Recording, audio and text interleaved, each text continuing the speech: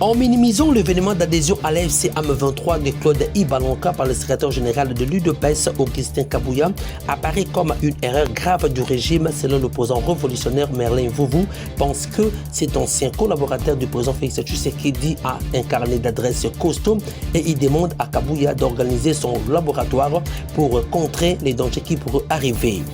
Nouveaux affrontements entre AFC AM23 et les Wazalendo à Bukumbi-Roi dans les territoires de Walikale. Une attaque contre les positions de l'AFC AM23 aux environs de 4 heures, plongeant la population dans une psychose généralisée. Un dépôt de carburant a été ravagé dans un incendie survenu lundi 2 février 2026 à proximité des installations de l'ONATRA à la 7e rue quartier industriel dans la commune de Lumete à Kinshasa. Plus de 50 hangars et habitations ont été embrassés par ce drame, mais aucune perte en vie humaine n'a été signalée. Détail dans ce journal.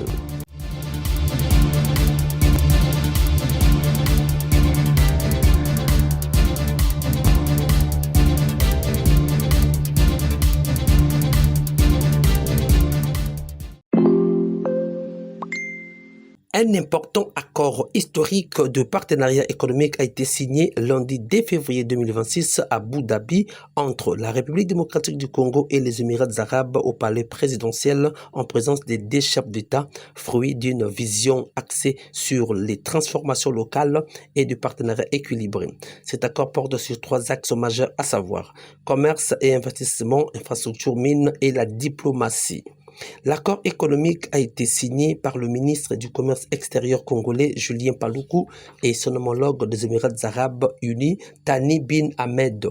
Le ministre de Mines Willy Watum, quant à lui, signe un accord de coopération entre 2 pays dans le secteur de mines sur les enjeux stratégiques de traçabilité et de la sécurisation des chaînes d'approvisionnement en minerais critiques.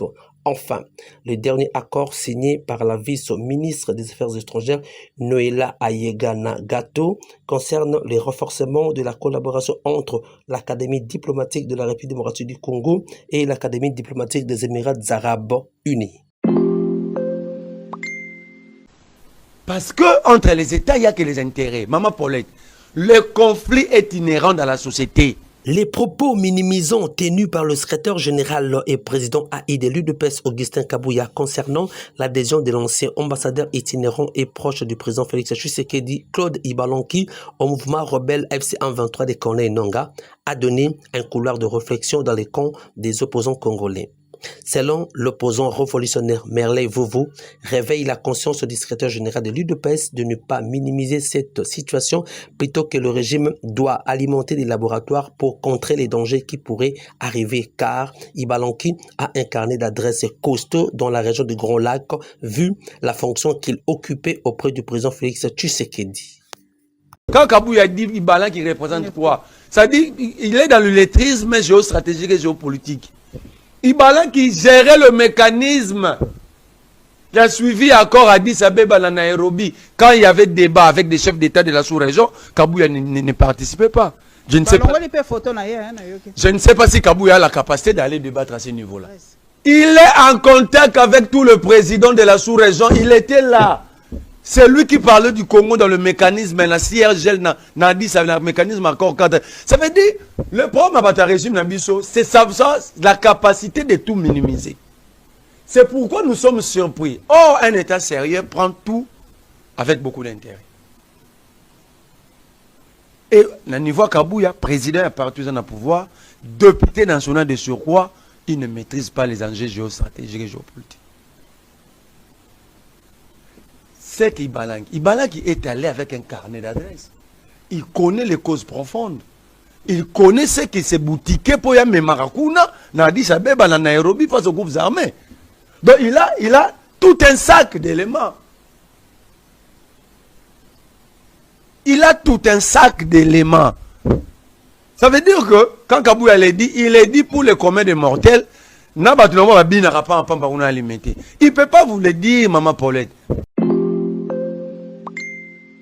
Des combats ont opposé dans la matinée de ce mardi 3 février 2026 le rebelle de l'AFC M23 Wazalendo à Kivuma et Kanyangowe, des localités de la chefferie de Puito, territoire de Rutshuru au nord Kivu. Selon nos sources, le rebelle venu de la cité de Mouisso, située dans le territoire voisin de Massissi, ont ciblé ces deux entités se trouvant à 5 km de cette cité stratégique. Les rebelles ont mené des attaques simultanées contre les positions de Wazalendo installées sur les collines sur Plomba, Kivuma et Kanyangowe dans le but de les déloger sans succès. Après plusieurs heures de violents affrontements, les rebelles de l'FC M23 ont été contraints de se replier vers Mouisso, leur base de départ. Ces nouveaux combats ont provoqué des déplacements massifs des populations civiles, aggravant la situation humanitaire déjà préoccupante dans la région. Déclaration des cofondateurs du mouvement Sauvons la RDC relative au refus du dialogue inclusif par M. Félix Tshisekedi Tshilombo. Après que le président de la République démocratique du Congo, Félix Antoine Tshisekedi, ait posé des conditions à l'ouverture d'un dialogue national lors d'une cérémonie d'échange de vœux avec le diplomate et ambassadeur accrédité en RDC le 31 janvier 2026 à la cité de Loïa à Kinshasa. De l'autre côté, à Bruxelles, le membre de la plateforme Sauvons la RDC, initiée par l'ancien président de la République, Joseph Kabila Kabange, se sont réunis à mini-conclave avec une déclaration constatant le refus de Félix Tshisekedi au dialogue et ils appellent le peuple à se prendre en charge. Déclaration des cofondateurs du mouvement Sauvons la RDC relative au refus du dialogue inclusif par M. Félix Tshisekedi Tshilombo. Nous, membres cofondateurs du mouvement Sauvons la RDC, réunis ce jour à Bruxelles en mini-conclave, constatons avec gravité le refus opposé par M. Félix Tshisekedi Tshilombo au dialogue inclusif tel que proposé par la coalition Senko-ECC. La quête d'un dialogue politique n'est nullement un signe de faiblesse. Elle constitue un instrument essentiel de paix. En refuser systématiquement le principe revient à choisir délibérément l'escalade au détriment des populations civiles et de la cohésion nationale. Ce refus de Félix Antoine Tshisekedi Tshilombo représente un acte politique d'une extrême gravité, engageant directement sa responsabilité devant l'histoire.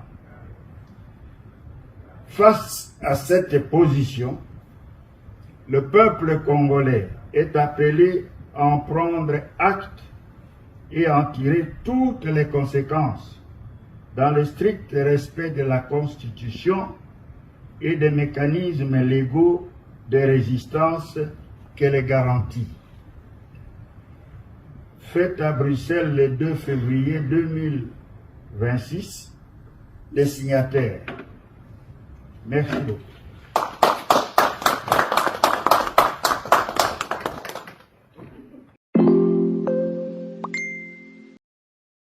Le village d'Ingundi, situé dans le secteur de Bosso Simba et Bosso Ndanoa, a accueilli ce lundi 2 février 2026 la première ministre chef du gouvernement Judith Suminwa dans le cadre de sa tournée d'itinérance dans la province de la Mongala. La délégation gouvernementale a été bien accueillie par le gouverneur de la province Jean-Colin Makaka. Dans son adresse à la population, la première ministre a annoncé le démarrage imminent des travaux d'entretien de la route provinciale numéro 309, longue de 125 km reliant Ngondi à Bongandanga centre. Face aux défis sécuritaires récurrents, la chef du gouvernement congolais a rappelé la mise en place progressive de comités provinciaux et locaux de sécurité. Maman Judith Suminwa a insisté sur la cohabitation pacifique entre les communautés, appelant à l'unité nationale comme socle de développement. Tolingi, lancer des travaux, le gouverneur a lobby ba étude de faisabilité. Salamaki, et là, Mongana Tingonzi, 125 km. RN6P, Oekoleka Ana Mongana Ngati, Akula, wana pe musala wana kala mingi te tozo banda pona likamwa baki tolobi makambo mibale 1 tozo banda nanu tobongisa bako ekufaki 2 na pesi mitindo deja ndenge mokonzi ya mboka asengaki basomba pe baki ya sika eya koya awa na mongandanga nalobi boye est-ce que Congo oyo bakoko na biso batikela biso tokokoki kondima ke bato mosusu bakokotela biso bazwa eteni ya mabele namoni awa bakutumie bazali bino bakutumie bokokoki kondima oyo nzambe atikela biso bakoko na biso batikela biso tondima. Signalons que cette itinérance s'inscrit pleinement dans le programme d'action du gouvernement PAJ 2024-2028, notamment à travers les désenclavements du territoire PDSA 45 territoires et infrastructures, sécurisation de personnes et de leurs biens, promotion de la cohésion nationale et de la gouvernance de proximité ainsi que la valorisation du potentiel agricole pour une croissance inclusive. Un dépôt de carburant a été consumé dans un incendie ce lundi 2 février 2026 à proximité des installations de l'ONATRA à la 7e rue au quartier industriel dans la commune de Lumete à Kinshasa. Selon les témoins, aucune perte en vie humaine n'a été enregistrée, mais les dégâts matériels sont considérables. Plus de 50 hangars et des habitations ont été embrassés par ces drames. En fait, ici, il y a eu 2 dépôts de carburant. Auparavant, ces dépôts c'était dans notre régie des travaux première, Forgeron. Subitement hier, on a vu il y a eu l'explosion. On ne sait pas si ça vient d'où. Il y a eu l'explosion là dans ces dépôts où on a vu des filles de carburant qui se bousculaient de gauche à droite. Voilà comment c'est qu'ils ont fait comme le incendie. Même notre rail des chemins de fer est endommagé.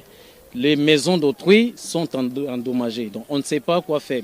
Il y a eu trop de gens qui sont ici, ils ont perdu leurs biens.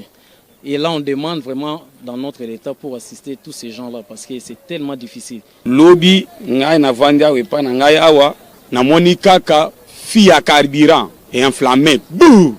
Nous étions là, assis, en face de ma maison, il y a un dépôt de carburant. Subitement, j'ai vu des grandes flammes et nous avons tout perdu. Il ne nous reste rien, même pas une aiguille. Nyonso awa to perdre ata tonga o ya kotonga kaka ndeko moninga na nzoto boy.